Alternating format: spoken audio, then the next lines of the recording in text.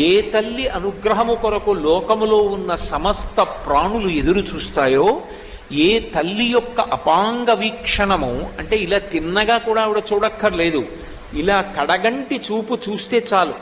అపాంగై, అమ్మవారు ఇలా చూస్తుందిట, కడగంటి చూపు అంతే. ఆ ఒక్క చూపు చేత ఒకడు మహదైశ్వర్యవంతుడవుతాడు. అమ్మవారికి యశస్విని అని ఒక పేరు లక్ష్మీదేవికి.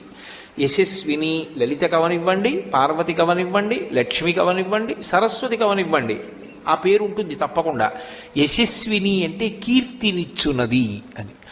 కీర్తి మనిషి జీవితంలో సంపాదించి తీరవలసినటువంటి విషయం. అందుకే భూపసభాంతరాళవన పుష్కళవాక్యతురత్వమాజి బాహాపటుశక్తియున్ యశమునందనురక్తియు ప్రకృతి సిద్ధగుణంబులు సజ్జనాళికిన్ అంటాడు భర్తృహరి.